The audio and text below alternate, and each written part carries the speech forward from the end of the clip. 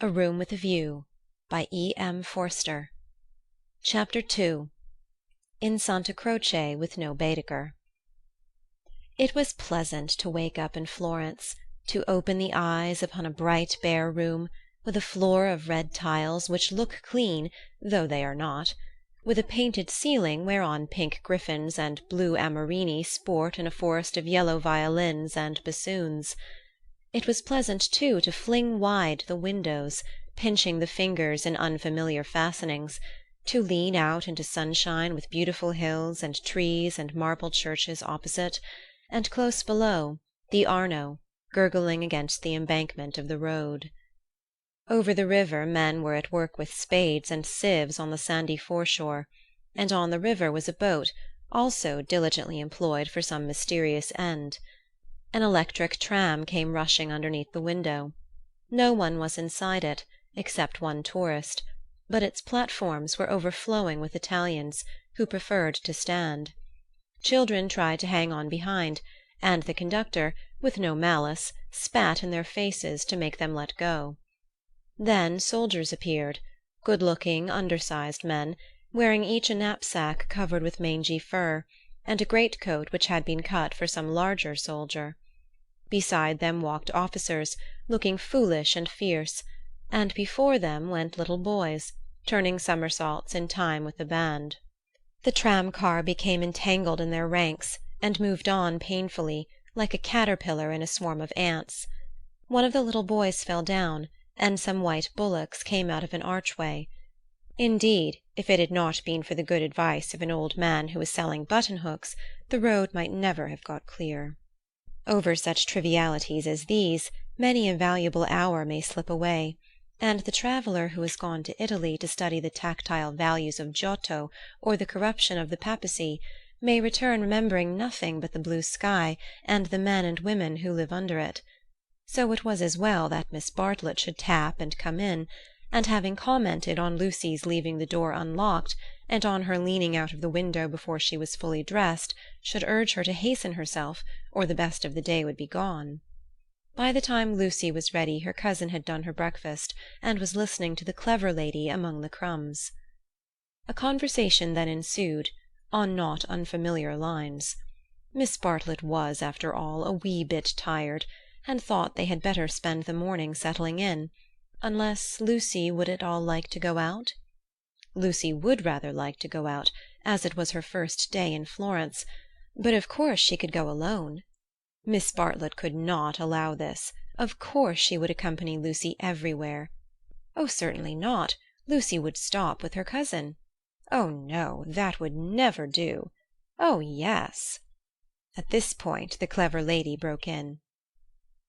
"If it is Mrs. Grundy who is troubling you, I do assure you that you can neglect the good person. Being English, Miss Honeychurch will be perfectly safe. Italians understand. A dear friend of mine, Contessa Baroncelli, has 2 daughters, and when she cannot send a maid to school with them, she lets them go in sailor hats instead. Everyone takes them for English, you see, especially if their hair is strained tightly behind."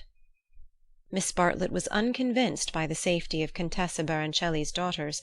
She was determined to take Lucy herself, her head not being so very bad.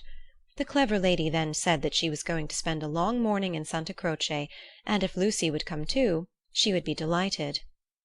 "I will take you by a dear dirty back way, Miss Honeychurch, and if you bring me luck we shall have an adventure."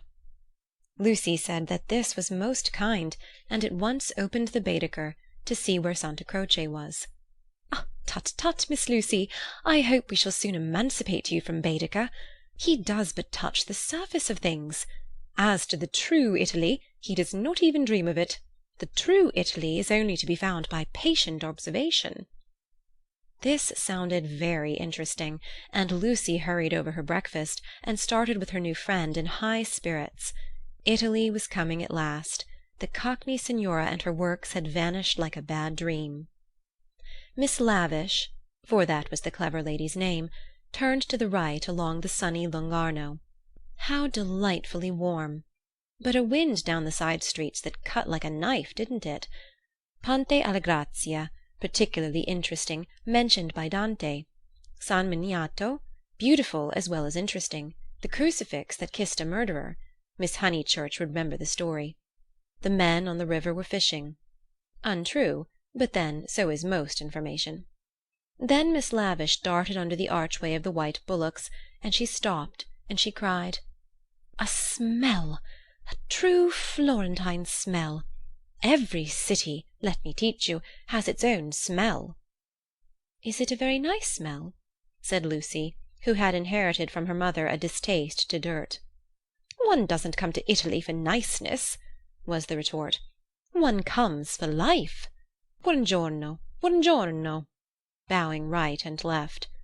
"Look at that adorable wine-cart. How the driver stares at us, dear simple soul!" So Miss Lavish proceeded through the streets of the city of Florence, short, fidgety, and playful as a kitten, though without a kitten's grace. It was a treat for the girl to be with anyone so clever and so cheerful, and a blue military cloak, such as an Italian officer wears, only increased the sense of festivity. "Buongiorno. Take the word of an old woman, Miss Lucy. You will never repent of a little civility to your inferiors. That is the true democracy. Though I am a real radical as well. There, now you're shocked." "Indeed I'm not," exclaimed Lucy.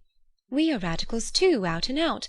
My father always voted for Mr. Gladstone, until he was so dreadful about Ireland." I see. And now you have gone over to the enemy?" "Oh, please! If my father was alive, I am sure he would vote radical again, now that Ireland is all right. And as it is, the glass over our front door was broken last election, and Freddy is sure it was the Tories. But mother says nonsense, a tramp." "Shameful. A manufacturing district, I suppose?" "No, in the Surrey Hills, about 5 miles from Dorking, looking over the Weald." Miss Lavish seemed interested, and slackened her trot. "What a delightful part! I know it so well. It is full of the very nicest people. Do you know Sir Harry Otway? A radical if ever there was." "Very well indeed." "And old Mrs. Butterworth, the philanthropist?" "Why, she rents a field of us. How funny!" Miss Lavish looked at the narrow ribbon of sky and murmured, "Oh, you have property in Surrey?" "Hardly any," said Lucy, fearful of being thought a snob. "Only 30 acres, just the garden, all downhill, and some fields." Miss Lavish was not disgusted, and said it was just the size of her aunt's Suffolk estate. Italy receded. They tried to remember the last name of Lady Louisa someone, who had taken a house near Summer Street the other year, but she had not liked it, which was odd of her. And just as Miss Lavish had got the name she broke off and exclaimed, Bless us and save us! We've lost the way." Certainly they had seemed a long time in reaching Santa Croce, the tower of which had been plainly visible from the landing window, but Miss Lavish had said so much about knowing her Florence by heart that Lucy had followed her with no misgivings. Lost! My dear Miss Lucy, during our political diatribes we have taken a wrong turning. How those horrid Conservatives would jeer at us! What are we to do? 2 lone females in an unknown town. Now this is what I call an adventure." Lucy, who wanted to see Santa Croce, suggested as a possible solution that they should ask the way there. "Oh, but that is the word of a craven. And no, you are not to look at your Baedeker. Give it to me. I shan't let you carry it. We will simply drift." Accordingly they drifted through a series of those grey-brown streets, neither commodious nor picturesque, in which the eastern quarter of the city abounds. Lucy soon lost interest in the discontent of Lady Louisa, and became discontented herself. For one ravishing moment Italy appeared. She stood in the square of the Annunziata, and saw in the living terra-cotta those divine babies whom no cheap reproduction can ever stale. There they stood, with their shining limbs bursting from the garments of charity, and their strong white arms extended against circlets of heaven. Lucy thought she had never seen anything more beautiful. But Miss Lavish, with a shriek of dismay, dragged her forward, declaring that they were out of their path now by at least a mile. The hour was approaching at which the continental breakfast begins, or rather ceases, to tell, and the ladies bought some hot chestnut paste out of a little shop, because it looked so typical. It tasted partly of the paper in which it was wrapped, partly of hair oil, partly of the great unknown. But it gave them strength to drift into another piazza, large and dusty, on the farther side of which rose a black and white facade of surpassing ugliness. Miss Lavish spoke to it dramatically. It was Santa Croce. The adventure was over. "Stop a minute. Let those two people go on, or I shall have to speak to them. I do detest conventional intercourse. Nasty. They are going into the church too. Oh, the British are abroad." "We sat opposite them at dinner last night. They have given us their rooms. They were so very kind." "Look at their figures," laughed Miss Lavish. "They walk through my Italy like a pair of cows. It's very naughty of me, but I would like to set an examination paper at Dover, and turn back every tourist who couldn't pass it." "What would you ask us?" Miss Lavish laid her hand pleasantly on Lucy's arm, as if to suggest that she, at all events, would get full marks. In this exalted mood they reached the steps of the great church, and were about to enter it when Miss Lavish stopped, squeaked, flung up her arms, and cried, "There goes my local colour-box. I must have a word with him." And in a moment she was away over the piazza, her military cloak flapping in the wind, nor did she slacken speed till she caught up with an old man with white whiskers, and nipped him playfully upon the arm. Lucy waited for nearly 10 minutes. Then she began to get tired. The beggars worried her, the dust blew in her eyes, and she remembered that a young girl ought not to loiter in public places. She descended slowly into the piazza, with the intention of rejoining Miss Lavish, who was really almost too original. But at that moment Miss Lavish and her local colour-box moved also, and disappeared down a side street, both gesticulating largely. Tears of indignation came to Lucy's eyes, partly because Miss Lavish had jilted her, partly because she had taken her Baedeker. How could she find her way home? How could she find her way about in Santa Croce? Her first morning was ruined, and she might never be in Florence again. A few minutes ago she had been all high spirits, talking as a woman of culture, and half persuading herself that she was full of originality. Now she entered the church depressed and humiliated, not even able to remember whether it was built by the Franciscans or the Dominicans. Of course it must be a wonderful building, but how like a barn, and how very cold! Of course it contained frescoes by Giotto, in the presence of whose tactile value she was capable of feeling what was proper, but who was to tell her which they were? She walked about disdainfully, unwilling to be enthusiastic over monuments of uncertain authorship or date. There was no one even to tell her which, of all the sepulchral slabs that paved the nave and transepts, was the one that was really beautiful, the one that had been most praised by Mr. Ruskin. Then the pernicious charm of Italy worked on her, and instead of acquiring information, she began to be happy. She puzzled out the Italian notices, the notice that forbade people to introduce dogs into the church, the notice that prayed people, in the interests of health and out of respect to the sacred edifice in which they found themselves, not to spit. She watched the tourists. Their noses were as red as their Baedekers, so cold was Santa Croce. She beheld the horrible fate that overtook 3 papists, 2 he-babies and a she-baby, who began their career by sousing each other with the holy water, and then proceeded to the Machiavelli memorial, dripping but hallowed.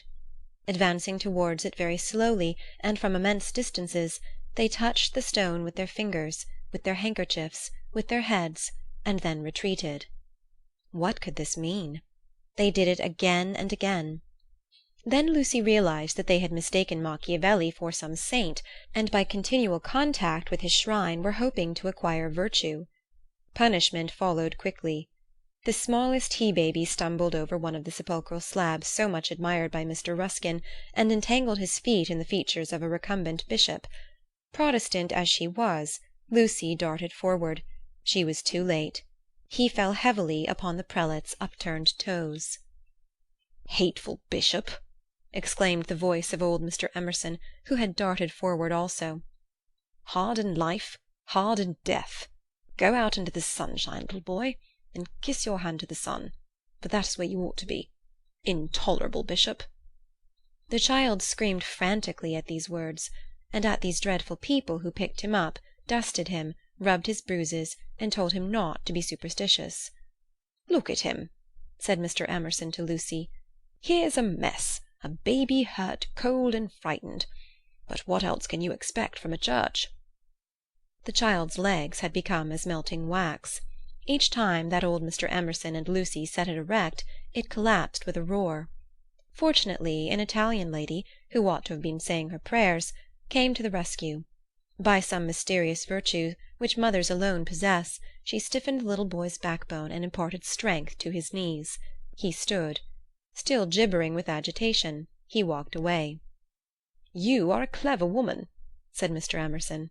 "You have done more than all the relics in the world. I am not of your creed, but I do believe in those who make their fellow creatures happy. There is no scheme of the universe—" He paused for a phrase.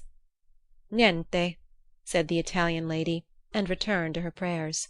"I'm not sure she understands English," suggested Lucy. In her chastened mood she no longer despised the Emersons. She was determined to be gracious to them, beautiful rather than delicate, and if possible to erase Miss Bartlett's civility by some gracious reference to the pleasant rooms. "That woman understands everything," was Mr. Emerson's reply. "But what are you doing here? Are you doing the church? Are you through with the church?" "No," cried Lucy, remembering her grievance. "I came here with Miss Lavish, who was to explain everything, and just by the door—it is too bad—she simply ran away, and after waiting quite a time, I had to come in by myself."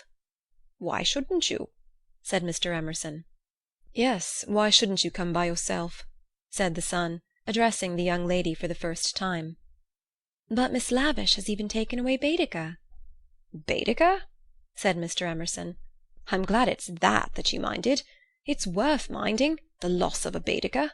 That's worth minding." Lucy was puzzled. She was again conscious of some new idea, and was not sure whither it would lead her. "If you've no Baedeker," said the son, "you'd better join us." Was this where the idea would lead? She took refuge in her dignity. "Thank you very much, but I could not think of that. I hope you do not suppose that I came to join on to you. I really came to help with the child, and to thank you for so kindly giving us your rooms last night. I hope that you have not been put to any great inconvenience." "My dear," said the old man gently, "I think that you are repeating what you have heard older people say. You are pretending to be touchy, but you are not really. Stop being so tiresome, and tell me instead what part of the church you want to see. To take you to it will be a real pleasure." Now, this was abominably impertinent, and she ought to have been furious. But it is sometimes as difficult to lose one's temper as it is difficult at other times to keep it. Lucy could not get cross. Mr. Emerson was an old man, and surely a girl might humour him. On the other hand, his son was a young man, and she felt that a girl ought to be offended with him, or at all events be offended before him. It was at him that she gazed before replying. "I am not touchy, I hope. It is the Giottos that I want to see, if you will kindly tell me which they are." The son nodded. With a look of sombre satisfaction, he led the way to the Peruzzi chapel. There was a hint of the teacher about him. She felt like a child in school who had answered a question rightly. The chapel was already filled with an earnest congregation, and out of them rose the voice of a lecturer, directing them how to worship Giotto, not by tactile valuations, but by the standards of the spirit. "Remember," he was saying, "the facts about this church of Santa Croce, how it was built by faith in the full fervour of medievalism, before any taint of the Renaissance had appeared. Observe how Giotto in these frescoes, now unhappily ruined by restoration, is untroubled by the snares of anatomy and perspective. Could anything be more majestic, more pathetic, beautiful, true? How little, we feel, avails knowledge and technical cleverness against a man who truly feels." "No," exclaimed Mr. Emerson, in much too loud a voice for church. "Remember nothing of the sort. Built by faith indeed. That simply means the workmen weren't paid properly. And as for the frescoes, I see no truth in them.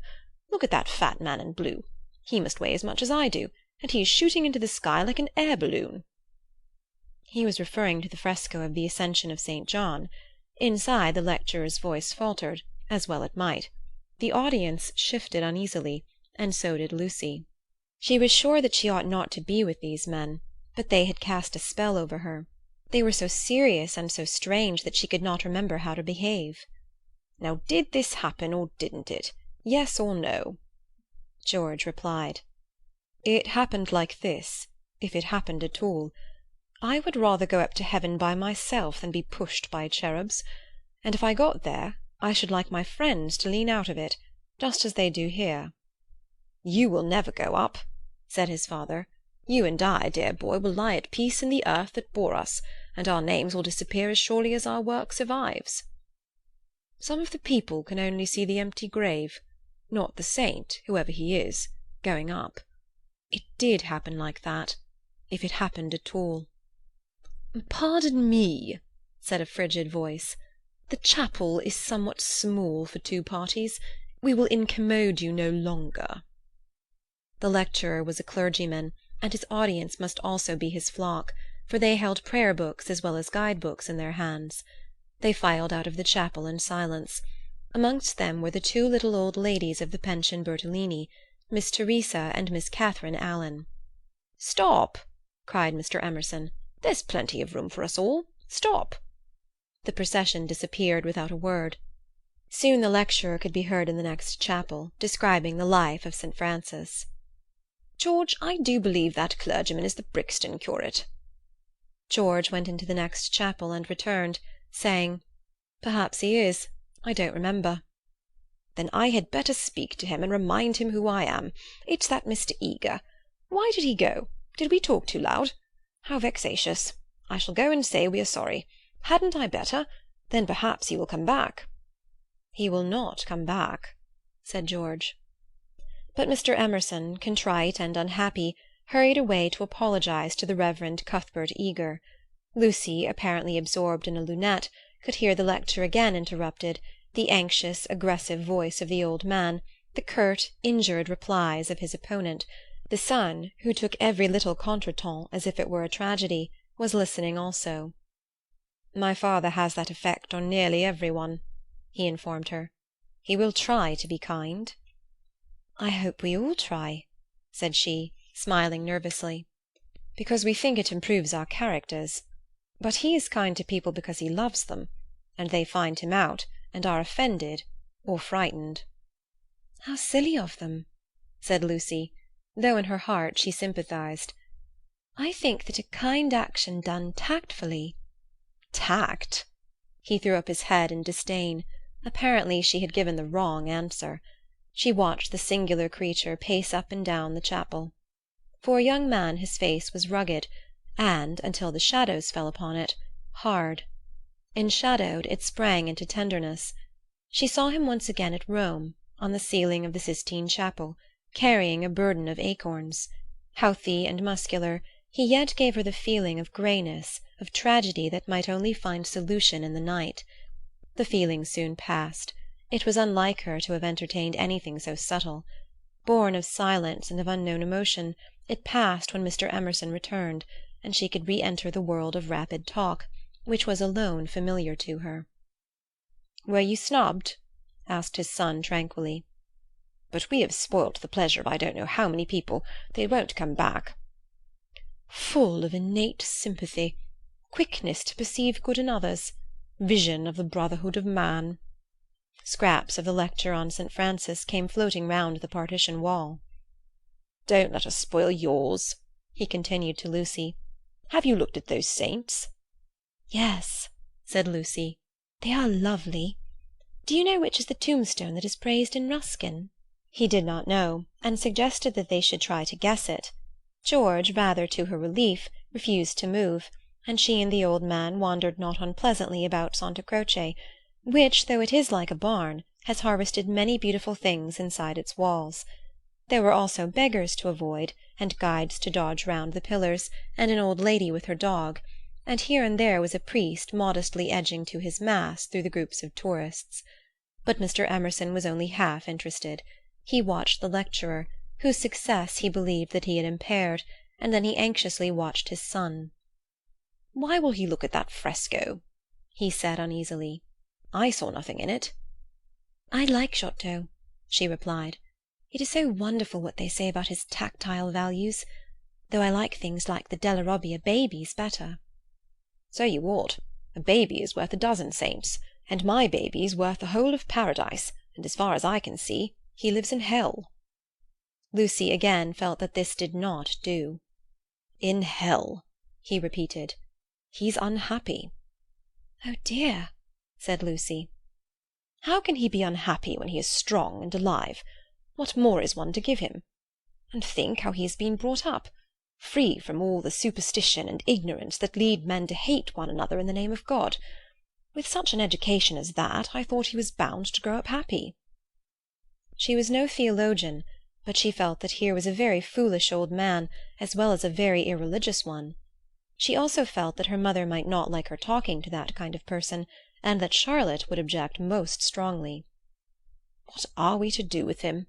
he asked.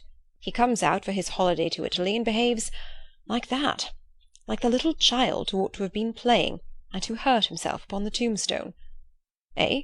What did you say?" Lucy had made no suggestion. Suddenly he said, "Now don't be stupid over this. I don't require you to fall in love with my boy, but I do think you might try and understand him. You are nearer his age, and if you let yourself go, I'm sure you are sensible. You might help me. He has known so few women, and you have the time. You stop here several weeks, I suppose. But let yourself go. You are inclined to get muddled, if I may judge from last night. Let yourself go. Pull out from the depths those thoughts that you do not understand, and spread them out in the sunlight and know the meaning of them. By understanding George, you may learn to understand yourself. It'll be good for both of you." To this extraordinary speech Lucy found no answer. "I only know what it is that's wrong with him, not why it is." "And what is it?" asked Lucy fearfully, expecting some harrowing tale. "The old trouble. Things won't fit." "What things?" "The things of the universe. It is quite true. They don't." "Oh, Mr. Emerson, whatever do you mean?" In his ordinary voice, so that she scarcely realized he was quoting poetry, he said, "From far, from eve and morning, and yon 12-winded sky, the stuff of life to knit me blew hither. Here am I." George and I both know this, but why does it distress him? We know that we come from the winds, and that we shall return to them, that all life is perhaps a knot, a tangle, a blemish in the eternal smoothness. But why should this make us unhappy? Let us rather love one another, and work and rejoice. I don't believe in this world's sorrow." Miss Honeychurch assented. "Then make my boy think like us. Make him realize that by the side of the everlasting why there is a yes, a transitory yes, if you like, but a yes." Suddenly she laughed. Surely one ought to laugh. A young man melancholy because the universe wouldn't fit, because life was a tangle or a wind or a yes, or something. "I'm very sorry," she cried. "You'll think me unfeeling, but—" Then she became matronly. "Oh, but your son wants employment. Has he no particular hobby? Why, I myself have worries, but I can generally forget them at the piano. And collecting stamps did no end of good for my brother. Perhaps Italy bores him. You ought to try the Alps or the lakes." The old man's face saddened, and he touched her gently with his hand. This did not alarm her. She thought that her advice had impressed him, and that he was thanking her for it. Indeed, he no longer alarmed her at all. She regarded him as a kind thing, but quite silly. Her feelings were as inflated spiritually as they had been an hour ago aesthetically, before she lost Baedeker. The dear George, now striding towards them over the tombstones, seemed both pitiable and absurd. He approached, his face in the shadow. He said, "Miss Bartlett." "Oh, good gracious me!" said Lucy, suddenly collapsing, and again seeing the whole of life in a new perspective. "Where? Where?" "In the nave." "I see. Those gossiping little old Miss Allens must have—" She checked herself. "Poor girl!" exploded old Mr. Emerson. "Poor girl!" She could not let this pass, for it was just what she was feeling herself. "Poor girl? I fail to understand the point of that remark. I think myself a very fortunate girl, I assure you. I'm thoroughly happy, and having a splendid time. Pray don't waste time mourning over me. There's enough sorrow in the world, isn't there, without trying to invent it? Good-bye. Thank you both so much for all your kindness. Ah, yes, there does come my cousin. A delightful morning. Santa Croce is a wonderful church. She rejoined her cousin. End of chapter 2.